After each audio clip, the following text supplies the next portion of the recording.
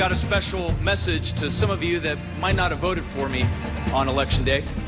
Even though I didn't win your vote, in the next 4 years, I want to win your trust.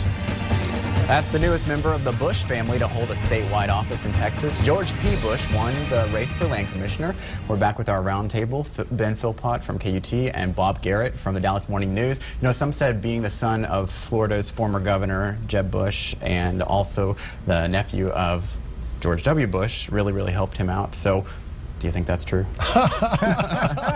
Well, he didn't run a traditional campaign. None of the Republicans ran a traditional campaign in this general election because they were all so far ahead, and they wanted to avoid making mistakes. And they wanted to avoid elevating their Democratic opponents. But he led the ticket with a 25 percentage point margin. So, I mean, automatically he has some cachet, don't you think? Well, and it was his cash that kept any Republicans from running against him in the primary, and no Democrat, well, not that Democrats had enough people to go that far down the ballot, but it kept any serious competition there. It'll be really interesting to see. He's in an office that isn't exactly known for a lot of expansive political statements that get a lot of media attention, but everyone thinks that's just the stepping stone to whatever the next office is. But it'll be interesting to see how he kind of fits in and takes to his first job, considering, he didn't campaign a whole lot, so we don't really know a whole lot about him. He does have, he's involved with a hedge fund or equity fund or something, and that job does involve these large trust funds for higher education and elementary and secondary education. So he is bringing to it at least some of the skill set that's important. He's got some fun shoes to fill, taking away from Jerry Patterson. Yeah. We'll see if he fills them with a little side pistol or not.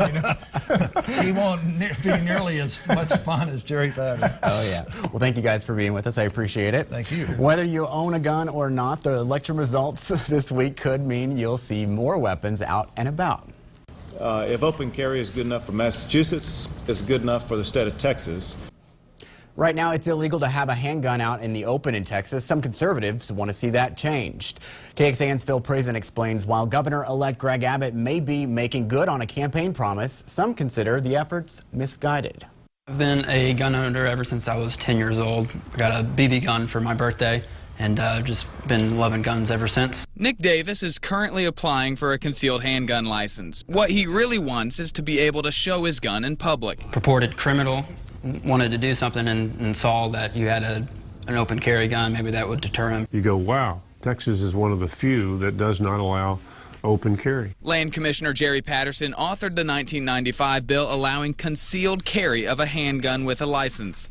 Since then, murder rates have dropped. You can't say that it's because of the passage of the law, but you can certainly conclude that all those doomsday predictions were wrong. Governor-elect Abbott says he'd sign an open carry bill if it reaches his desk. Patterson says the only thing that could stop open carry in Texas would be protests like this, calling their in-your-face style obnoxious. I'm proud that Texas does not allow open carry of handguns. Francis Shankin from Texas Gun Sense says the legislature should focus on universal background checks, not open carry. Guns do hurt people.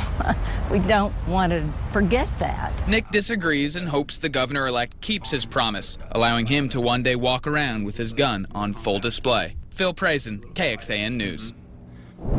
What might be surprising is that Texas is one of just 6 states that ban open carry outright. That puts Texas in line with states like Florida and California. The majority of states allow guns in public.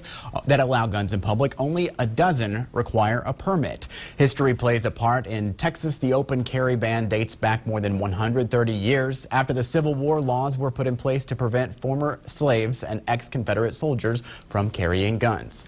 Well, getting from A to B without all the congestion. Straight ahead on State of Texas In Depth, what's next after voters approved a constitutional amendment on transportation?